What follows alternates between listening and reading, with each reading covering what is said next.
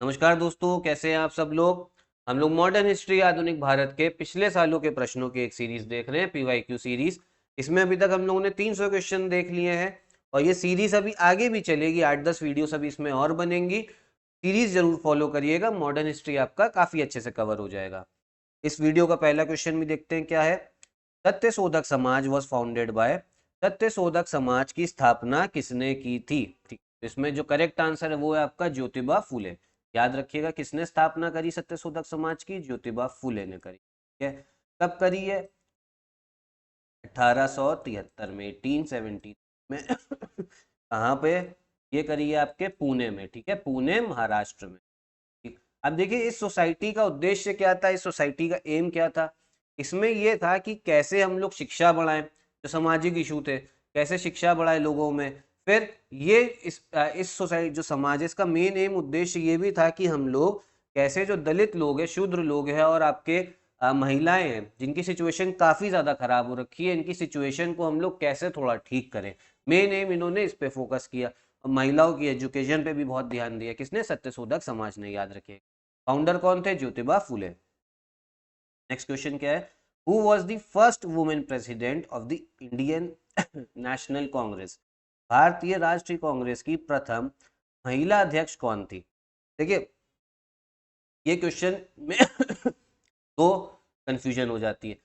बोला जा रहा है पहली फर्स्ट वुमेन प्रेसिडेंट, प्रथम महिला अध्यक्ष। तो प्रथम महिला अध्यक्ष हैं आपकी एनी बेसेंट। कौन?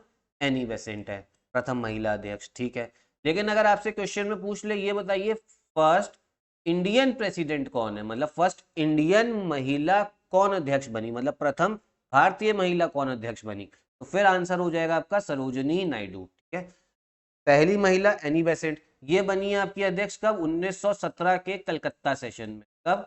1917 के कलकत्ता सेशन में। और सरोजिनी नायडू कब बनी? ये बनी है अध्यक्ष 1925 के कानपुर सेशन में। कौन से? कानपुर के सेशन में, उत्तर प्रदेश में। अब आप ये बताइए, पहली महिला अध्यक्ष की बात करी जा रही, तो करेक्ट आंसर क्या होगा? Annie Besant. अगर बोल दिया जाए फर्स्ट पहली भारतीय महिला अध्यक्ष कौन थी, तो फिर हो जाएगा सरोजिनी नायडू। इस क्वेश्चन के हिसाब से करेक्ट आंसर क्या? Annie Besant. ये इसलिए बताया क्योंकि ये एस्पिरेंट जो जितने भी लोग तैयारी कर रहे हैं, कैंडिडेट्स जितने हैं, वो ये वाले क्वेश्चन में जरूर गलती कराते हैं। सरोजिनी नायडू आप ये समझिए कि ये 1925 में बनी है। और एक चीज ये ध्यान रख लीजिएगा, ये आजाद भारत की पहली महिला गवर्नर भी थी। आजाद भारत की पहली महिला गवर्नर कौन? सरोजिनी नायडू। कहाँ की बनी थी गवर्नर? ये राज्यपाल, ये बनी थी उत्तर प्रदेश की। उस समय उसको यूनाइटेड प्रोविंस बोला जा रहा था। अगला क्वेश्चन देखते हैं क्या है। Who was the first satyagrahi of the individual satyagraha movement. व्यक्तिगत सत्याग्रह आंदोलन के प्रथम सत्याग्रही कौन थे? तो ये हैं आपके विनोबा भावे। ठीक है, कौन है जो प्रथम सत्याग्रही है? कौन से वाले सत्याग्रह मूवमेंट के? व्यक्तिगत सत्याग्रह के। तो इसका करेक्ट आंसर है आपका विनोबा भावे। ठीक है, याद रख। अगला क्वेश्चन देखते हैं क्या है। Who was the founder of the India house in London. London में इंडिया हाउस के संस्थापक कौन थे? लंदन की बात हो रही, लंदन में इंडिया हाउस किसने फाउंड करा था? तो इसका जो करेक्ट आंसर है वो है ए, श्याम जी कृष्णा वर्मा। ठीक है, श्याम जी कृष्णा वर्मा। कब फाउंड करा है लंदन में? ये करा है आपके 1905 में। ठीक है, अब ये बनाया क्यों गया था इंडिया हाउस लंदन में? ये इसलिए बनाया गया था कि उस समय जो ब्रिटेन में जो भारतीय लोग रह रहे हैं, ब्रिटेन में भारतीय छात्र जो पढ़ने गए हैं, जो लोग नौकरी करने गए, जो लोग रह रहे हैं, उनके बीच में एक राष्ट्रवाद की भावना जगाई जा सके। किनके बीच में? जो भारतीय लोग वहां पर हैं, चाहे छात्र हो, चाहे नौकरी करने गए हो, या चाहे रहने गए हो।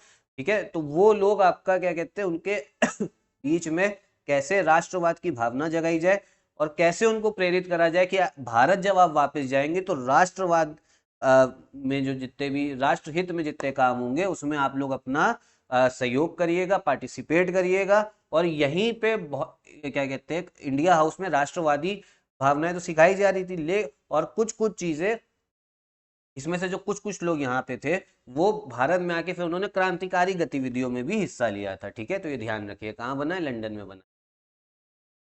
अगला क्वेश्चन क्या है। हु रोड द बुक देशेर कथा।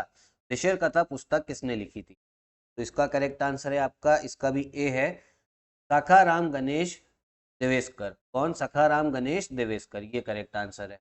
अब इन्होंने बुक लिखी, इसका जो बुक का पहला पब्लिकेशन है वो हुआ है आपका एक का पब्लिकेशन हुआ है 1904 में हुआ पहला पब्लिकेशन। जो सखाराम गणेश देवेस्कर हैं, ये आपके जो औरोबिंदो घोष थे उनके काफी करीबी थे। औरोबिंदो घोष एक एक्सट्रीमिस्ट थे, उग्रपंथी थे, ठीक है। साथ ही साथ इस बुक में इन्होंने बताया क्या है, इस बुक में इन्होंने ये बताया है कि अंग्रेज लोग, ब्रिटिशर कैसे भारत में आके यहाँ पे भारत को एक्सप्लॉइट कर रहे हैं, यहाँ के जो संसाधन है वो सारे अंग्रेज इंग्लैंड लेके जा रहे हैं, और भारत को कैसे इंडस्ट्रियली मतलब औद्योगिक कैसे यहाँ का शोषण करा जा रहा है, मतलब सारी इंडस्ट्रीज जो यहाँ पे लगनी चाहिए उसको कहाँ लगा दे रहे हैं, इंग्लैंड में लगा दे रहे हैं, यहाँ पे कैसे बेरोजगारी हो रही है। तो ये इस बुक में इन्होंने बताया है, किसने? सखाराम गणेश देवेस्कर ने। अगला क्वेश्चन क्या है? Who was the founder of the Indian national Congress? भारतीय राष्ट्रीय कांग्रेस के संस्थापक कौन थे? ये तो मैं आपको बहुत बार बता चुका हूँ, ये है आपके ए ओ ह्यूम। ह्यूम। कब बनी ये कांग्रेस? ये बनी है आपके 1885 में। ठीक। ये एक रिटायर्ड सिविल सर्वेंट थे अंग्रेज ही, सिविल सर्वेंट थे, रिटायर्ड ब्यूरोक्रेट थे, और ये उस समय रिटायरमेंट के बाद में शिमला में रह रहे थे, फिर इनके मन में सहानुभूति आई भारतीयों के को लेके, तो इसलिए इन्होंने बनाई इंडियन नेशनल कांग्रेस। अगला क्वेश्चन क्या है? Who said Swaraj is my birth right and I shall have it? Swaraj मेरा जन्म सिद्ध अधिकार है और मैं इसे लेकर ही रहूंगा, ये किसने कहा? देखिए ये स्टेटमेंट तो बहुत फेमस है, ये बोली है बाल गंगाधर तिलक ने। किसने? बाल गंगाधर तिलक ने। अब उस समय पे स्वराज से क्या मतलब था जब इन्होंने स्टेटमेंट बोली है? अच्छा, इन्होंने कांग्रेस कब ज्वाइन करी थी बाल गंगाधर तिलक ने? इन्होंने करी 1890 में, ठीक है। उस समय स्वराज का मतलब कंप्लीट इंडिपेंडेंस नहीं था, पूर्ण स्वतंत्रता नहीं था। उस समय इसका मतलब था सेल्फ रूल। क्या?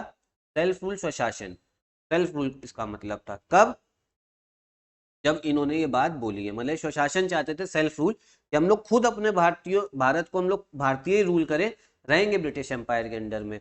अब बाल गंगाधर तिलक ने 1916 में होम रूल लीग की भी स्थापना करी थी, किसके साथ में? एनी बेसेंट के साथ में, वही जो पहली महिला अध्यक्ष बनी है कांग्रेस की, ठीक है। और उसके बाद ये 1908 में इनको जेल भी भेज दिया गया था। कहाँ जेल गए थे? बर्मा में गए थे, ठीक। और वहां पे जाके जेल में इन्होंने किताब भी लिख दी थी, इनके बारे में फैक्ट ध्यान रखिए। अगला क्वेश्चन देखते हैं क्या है। Rabindranath Tagore gave up his knighthood because of? Rabindranath Tagore ने अपने नाइटहुड उपाधि किस कारण त्याग दी थी? अब देखिए नाइटहुड होता क्या है, ये जो इंग्लैंड के राजा या रानी होते हैं वो एक टाइटल देते हैं नाइटहुड, उनके द्वारा दिया गया एक टाइटल है, मतलब एक इस उस लोग उन लोगों को दिया जाता है जिन्होंने समाज में काफी अच्छा कंट्रीब्यूशन किया है, काफी अच्छा योगदान दिया है। इनको क्यों मिला था? इनको मिला था इनके साहित्य के लिए, लिटरेचर के लिए, ठीक है। कब मिला था? 1915 में। अच्छा, कौन देता है टाइटल? फिर से समझ लीजिए, जो है तो किंग होगी, जो है क्वीन होगी। कौन? इंग्लैंड की, सिर्फ वही टाइटल दे सकता था। अब टाइटल ये काफी अच्छा भी रहता था, मतलब बहुत प्रसिद्ध, इससे रिस्पेक्ट, जैसे आज के समय में आप समझिए भारत रत्न मिल जाता है किसी को, तो अच्छा टाइटल है। उस समय इंग्लैंड के राजा लोग देते थे नाइटहुड टाइटल। तो इनको कब मिला? 1915 के आसपास मिला, 1915। इसलिए मिला था, साहित्य में योगदान दिया था। अब एक चीज और ध्यान रखिए, जिसको नाइटहुड टाइटल मिल जाता था वो अपने नाम के आगे सर भी लगा सकता है, सर रविन्द्रनाथ टैगोर, ठीक है, मतलब नाम के आगे, और किसी को अलाउड नहीं था सर लगाना। जिसको नाइटहुड टाइटल मिल जाए वो सर लगा सकता है नाम के पहले, ठीक।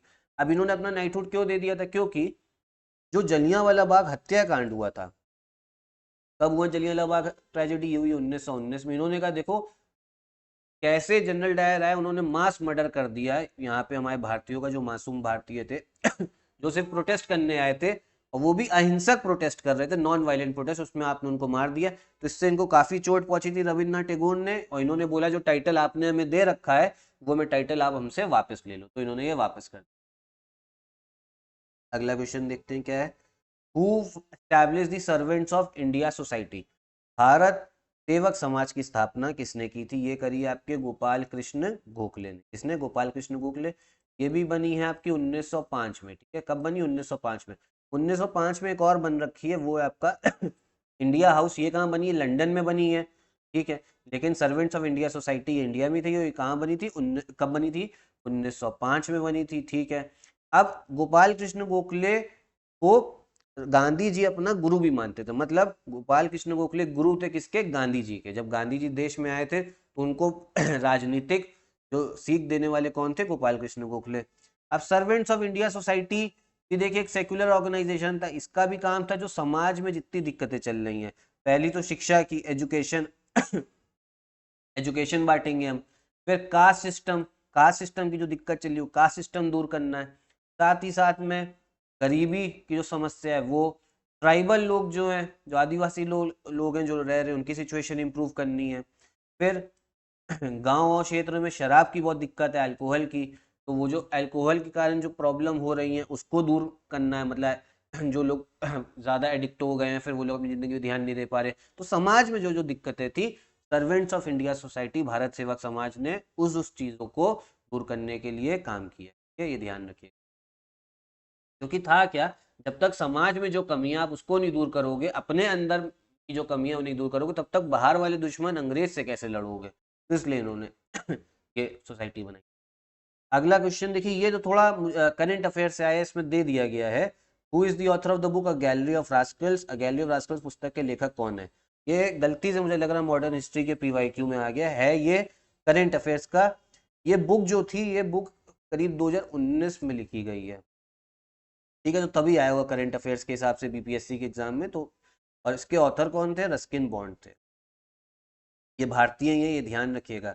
ऑथर हैं, लेखक हैं, काफ़ी अच्छी इन्होंने किताबें लिख रखी, काफ़ी अच्छे लेख लिख रखे, कहानियाँ लिख रखी को आप लोगों ने बचपने में पढ़ा हो। ठीक है, ये ध्यान रखिए। तो यही थे आपके इस वीडियो के क्वेश्चंस। वीडियो पसंद आई हो तो लाइक करिएगा, चैनल सब्सक्राइब। यहीं पे वीडियो भी ख़त्म करते हैं। नमस्कार।